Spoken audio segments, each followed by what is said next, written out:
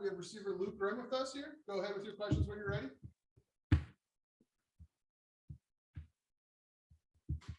Hey, Luke, I know you all brought in a new wide receivers coach this year. Just what's it been like working with Coach Samuel here in these, in this time you've been able to have with him?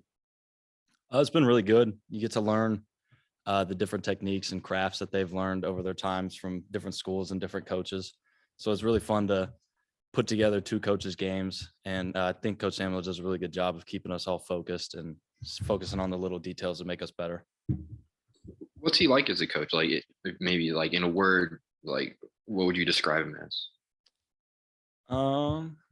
Say disciplined. Like he's always, if you mess up on something, he's going to let you know, but it's not like over the top with coming down harsh on you. It's more like constructive criticism and keeping yourself positive and making sure that like you understand what you did wrong, but you know that you just got to fix it and you'll keep getting better. Luke, he comes in with the reputation of being somebody that players really like to play for, and Emmett was that way too. Do you notice similarities between the two of them and their personalities and maybe even their coaching styles?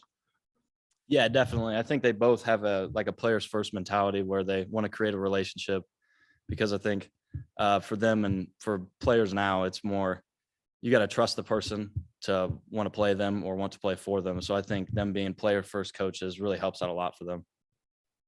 And then even for you now, looking forward into this season, Kwame's gone. There's a lot of guys here who have a chance to seize an opportunity. What do you feel like you need to do to be able to say that you're one of those top 2, 3, 4 guys in that rotation? Just continuing being consistent with catching the ball, running good routes, making weight gains, being stronger, getting faster, kind of just rounding out my game and making sure there's no rough edges on the sides. And I guess to follow up real quickly, then how do you do that? What's the offseason been like then for you to reach those goals? It's been really good.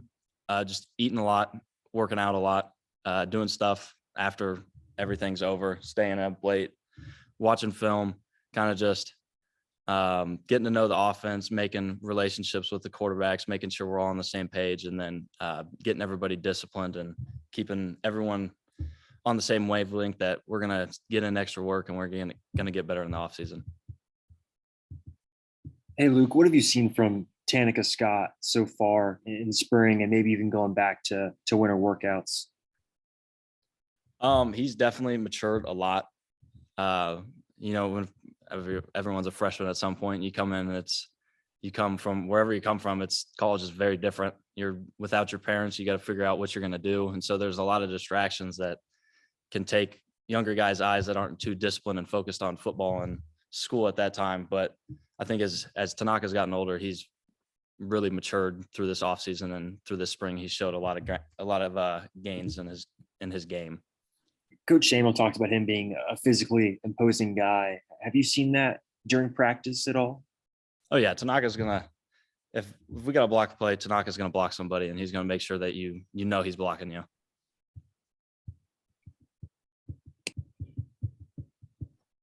Luke, I know Toris just come back from his injury, working his way back in, but to have him back out there, what do you think he can add? If he's out there, be able to be out there pretty more consistently.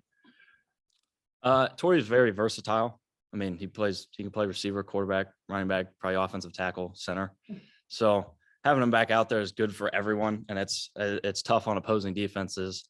If Toris healthy, you got to figure out what he's going to do, where he's going to do it, and it's hard to stop him, just like any of our other running backs or receivers or quarterbacks.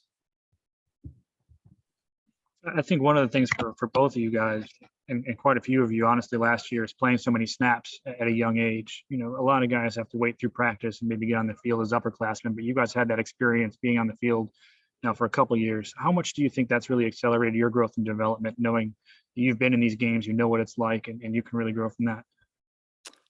It gives you a confidence to where you're not worried. You don't have those butterflies before a game. And then I think it also helps with you like coaching up the younger guys and preaching to them that it's not as scary as it seems. And it's just a high school game. You just got to block out the noise. And so, having that in your bag, it's kind of just reassuring that you know what you can do and you just got to stick to it. Hey, Luke, last year you started pulling in a lot of your catches at the back half of the year. Was some of that because there's a good connection with you and Jalen? Yeah, I mean, me and Jalen, we were working together since we first got here, but I think it was more of just we started to understand the offense as a whole. We got to really get into the film room as a team and understand what the coaches wanted from us, and we got to connect with the coaches and connect with the offense to where we were all running at a high level. Thank you. All right, thanks everyone. We'll be right back with LJ.